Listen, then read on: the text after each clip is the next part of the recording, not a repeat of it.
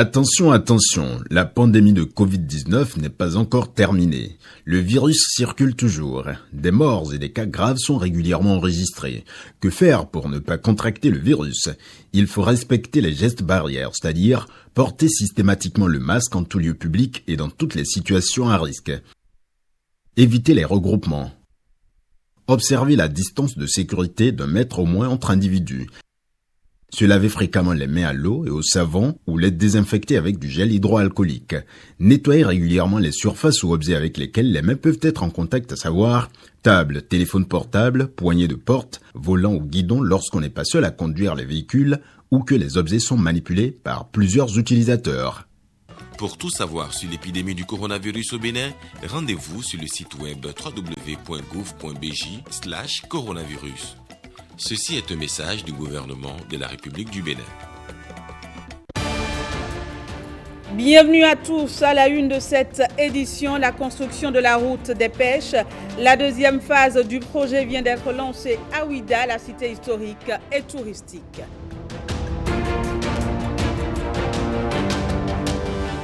Autre actualité de ce journal, l'affaire Ricky Amadougou, on en sait un peu plus sur son arrestation. Le procureur spécial de la Criette a donné des détails sur les motifs de sa garde à vue.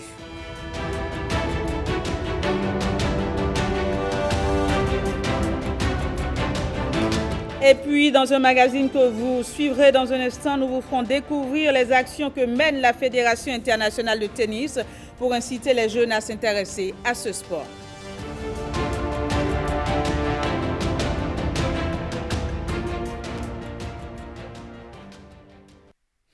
À nouveau, bienvenue si vous nous rejoignez sur la chaîne nationale. L'affaire fait grand bruit depuis quelques jours.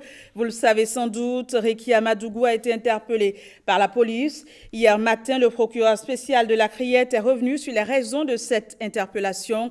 Mario Metonou est au micro de Osias Sounouvou. On l'écoute.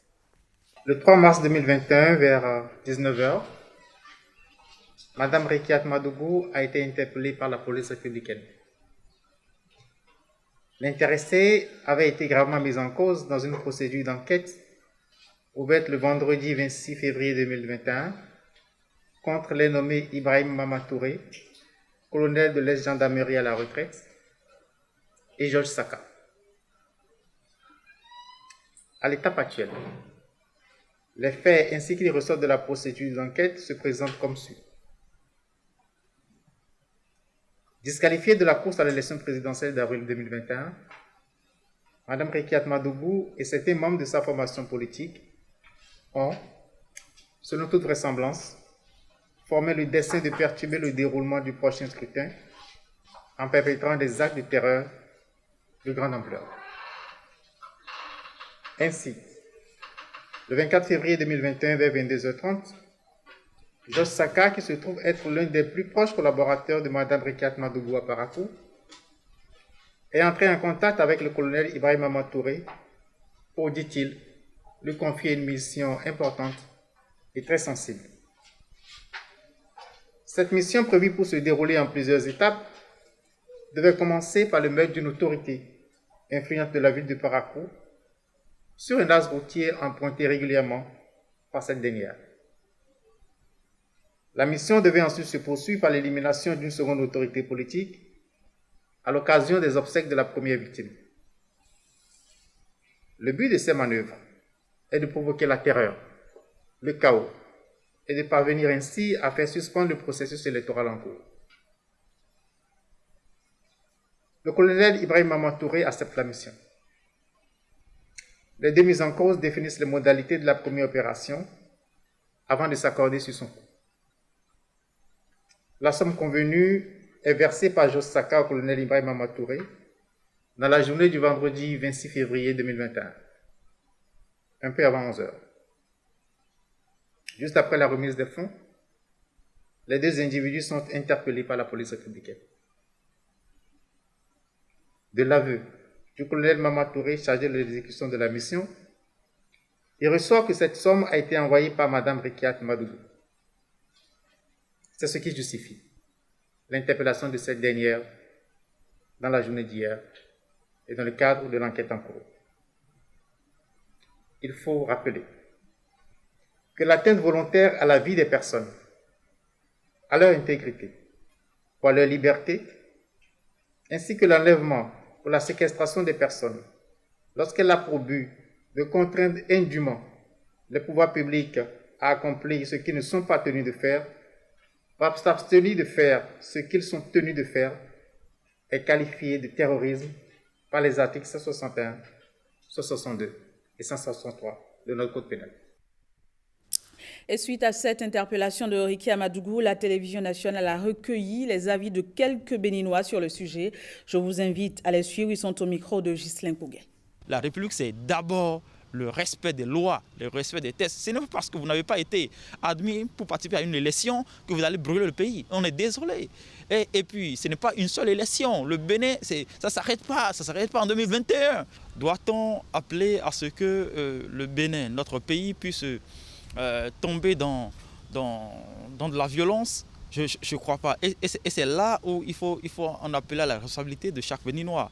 Et je crois que l'État, dans son rôle régalien, a pris les dispositions qu'il faut pour que ceux qui incitent à la violence, ceux qui appellent à l'insurrection puissent répondre de leurs actes. Et mieux, on apprend qu'elle serait impliquée dans une entreprise donc, de déstabilisation du pays. C'est suffisamment assez grave pour que nous départissions de nos émotions habituelles. Vous savez, ce qui nous lie tous, quelles que soient nos opinions, nos postures dans la République, ce qui nous lie tous à cette République-là, c'est la loi. Et ce n'est que par la loi que chacun peut se définir dans la société. Et donc, puisque personne n'est au-dessus de la loi, tant que des gens par leur agissement appellent donc à compromettre la paix et l'ordre constitutionnel, il est de bon ton qu'on puisse les écouter et que la force reste à la loi. On vous dit que des gens sont en train de comploter pour mettre à mal notre vivre ensemble. On parle même d'attentats qui seraient programmés contre des acteurs politiques, des personnalités politiques.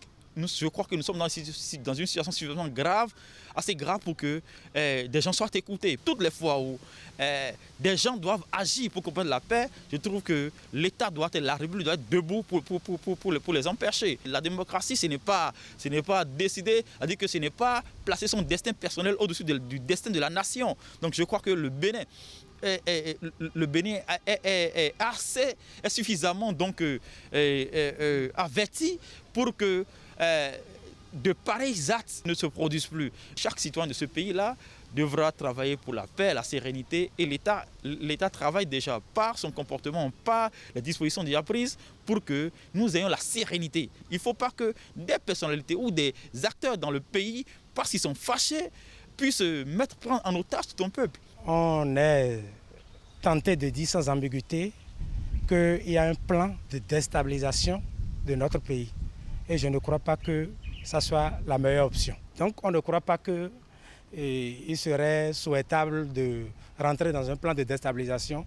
On ne va pas tolérer ça. Et les citoyens, les Béninois, aujourd'hui, veulent vaquer à leurs préoccupations et dans la sérénité, dans le calme. Donc ils ne sont pas préparés à des choses comme ça. Donc nous laissons la main à la justice de faire de façon sereine son travail. Nous remercions les forces de l'ordre et les responsables à divers niveaux d'avoir vite compris qu'il faut intervenir avant que ça ne dégénère.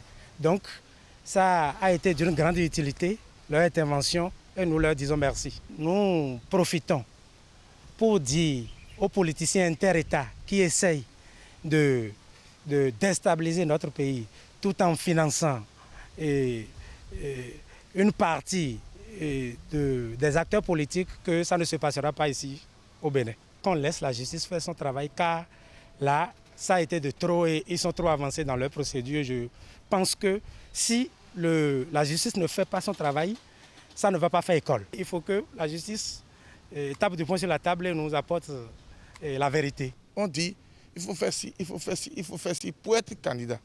Mais elle n'a pas pu faire ça. Et maintenant, elle est en train de monter les gens pour crier, pour incendier le pays. Moi, je vois qu'elle doit savoir qu'ici, c'est le Bénin. Tout est florifié. Elle voulait incendier le pays. Tout, je dis ici, là, c'est le Bénin. Prévenir vaut mieux que guérir. Les investigations qui sont déjà en cours, moi, je pense que c'est déjà bien pour comprendre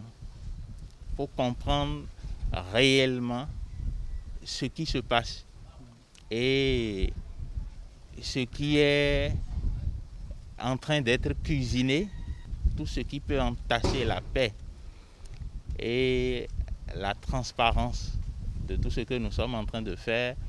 Je pense que nous n'allons pas permettre cela. Si vous n'avez pas fourni la totalité des pièces qui ont été demandées, c'est normal et vous devez normalement déjà vous attendre à ce qu'on rejette votre dossier. Je vais me préparer de manière à remplir les conditions à 100% plus tard. Parce que c'est pas fini, la vie continue. Donc, il n'y a pas de raison pour œuvrer pour la violence et aller dans la négativité pour entacher la paix des paisibles citoyens. Nul n'est au-dessus de la loi et la loi doit être appliquée à tout le monde. Comment se fait-il que ton dossier a été rejeté, tu te retrouves recalé pour une compétition électorale et d'un jour à l'autre, tu commences par créer des soulèvements dans les coins et les recoins pour pouvoir, à tout bout de champ, quand même avoir accès à cette compétition électorale. C'est très malséant. Elle répondra de ses actes. On t'applique rigoureusement la loi. Ça là, c'est clair. Il n'y a pas exception à la règle. Vous comprenez qu'un citoyen, on est en train de chercher la paix, on est en train de chercher la paix. Celui qui cherche la paix ne peut pas créer de l'insurrection, ne peut pas créer de soulèvement général. Le fait de chercher la paix ne veut pas dire de suspendre la procédure judiciaire en cours. Il faudrait que la justice quand même fasse son œuvre jusqu'au bout afin que nous ayons clairvoyance sur ce dossier. Je trouve vraiment raisonnable cette justice béninoise qui est en train de faire de façon très très libre son travail. Nous voulons la paix, certes, mais nous voulons aussi que la justice fasse son travail. On poursuit ce journal avec l'installation des unités de campagne de Mouel Béné dans les départements.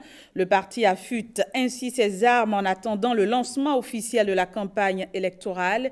Jacques Ayadi et son état-major étaient à Comé pour la cause. Reportage.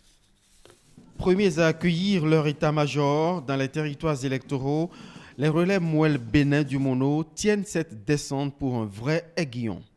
Les militants à la base ont émis le vœu que vous veniez leur parler, surtout les réconforter. Et voilà. Et déjà, nous sommes mobilisés. Ces militants confessent leur foi dans le bilan du président candidat comme l'arme fatale pour garantir des performances électorales. Chaque membre constituant ces bureaux se donnera pour mission de feuilleter toute la carte géographique du Mono pour vulgariser de nombreuses actions qui militent en actif du président Patrice Talon. Les leaders du parti s'enflattent pour leurs troupes, mais plaident pour une féminisation plus manifeste des rangs. Je suis très fier du département du Mono.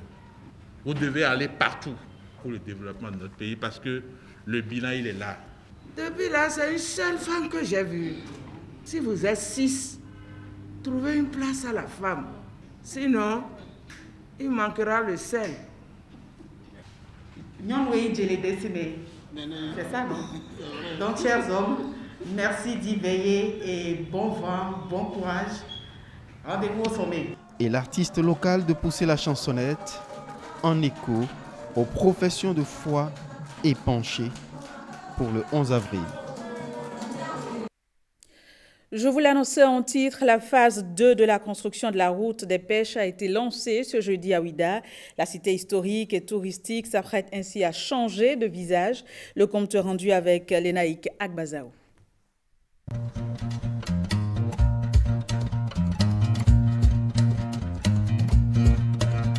Les populations n'ont pas encore fini de jubiler et de goûter aux délices de la route des pêches à Cotonou que déjà la deuxième phase du projet est ici lancée à Ouida. Gléroué va donc bientôt accueillir l'extension de ce chef-d'œuvre routier à l'actif du programme d'action du gouvernement. C'est avec un réel plaisir que je me retrouve parmi vous de la République. Ouidah a une symbolique particulière pour notre pays. Ouidah est une vitrine au plan historique et touristique. C'est une ville qui regorge d'énormes potentialités touristiques à même de contribuer au rayonnement économique de notre pays. C'est pourquoi il est prévu un important volet infrastructure en soutien au secteur du tourisme. Au nom de cette infrastructure figure en bonne place celles qui nous réunissent aujourd'hui. Les travaux d'aménagement et de bitumage de la route des pêches, phase 2, incluent également des aménagements connexes qui prennent en compte la route des esclaves et la corniche est de Cotonou. Ils vont aussi permettre le désenclavement des quartiers à Donko, Avlekete et Djegbadi. La route de l'esclave relie la route des pêches à la ville de Ouidah. L'aménagement de cette route aura un impact significatif sur les activités touristiques de Ouidah et constitue un véritable projet urbain et paysager avec un cheminement piéton qui permettra la mise en place d'un circuit de randonnée autour des sites sacrés comme la place aux enchères, Zumbodi, la porte de non-retour et le comptoir colonial. Le projet de la corniche est de Cotonou débute à la descente de l'ancien pont de Cotonou, longe la berge est de la lagune de Cotonou et la mer au sud et prend fin à la clôture ouest de l'hôtel PLM Aldo. La réalisation de ces différentes infrastructures permettra d'améliorer la sécurité routière et le confort des usagers, de diminuer le coût d'exploitation des véhicules et le temps de parcours des personnes et des biens, d'assurer la décongestion de la zone portuaire, le désenclavement des zones traversées et l'accès plus facile aux centres socio-économiques. L'entreprise Sogias Atom est en charge des travaux et le groupement Louis Berger, Orsal, en assure le contrôle. Le projet s'inscrit dans la mise en valeur de la côte et va contribuer au rayonnement touristique de la cité d'Ekpassé. Je voudrais prier toute l'assistance de dire merci à un homme, à un leader, à un visionnaire, à un bâtisseur, à un fils de Ouidah. Je voudrais que nous puissions très grandement l'ovationner en lui disant merci. Il s'agit du chef de l'État, le président Patrick Atayac. Cette ambition clairement affichée nous permettra aujourd'hui, à travers ce projet, de révéler une fois encore Ouidah, de révéler une fois encore notre pays de Bénin à travers le tourisme, sans désemparer et surtout avec méthode, rigueur et doigté, quasiment chirurgicale. Le gouvernement de la rupture et du nouveau départ, sous le leadership éprouvé et la détermination caractéristique de son Excellence, M. Patrice Talon, président de la République, continue imperturbablement d'exécuter la grandissime œuvre de reconstruction nationale que les férus de la mythologie gréco-latine pourraient appeler les 1001 travaux d'Hercule. En dehors de ce joyau qui fera la fierté de la ville de Ouidah, d'autres infrastructures sont également prévues pour l'amélioration de l'offre touristique de cette cité. Prévues pour durer 36 mois, les travaux de la deuxième phase de la route des pêches ont reçu la bénédiction des populations autochtones. Parlons sport à présent. Hier, c'était la journée mondiale du tennis, une initiative de la Fédération internationale de tennis. Celle-ci encourage les activités en faveur de ce sport qui reste l'un des plus populaires à l'échelle mondiale. Dans le magazine que vous allez suivre, Blaise Adankpo revient sur les actions menées pour inciter les jeunes à s'intéresser à cette discipline. Regardez.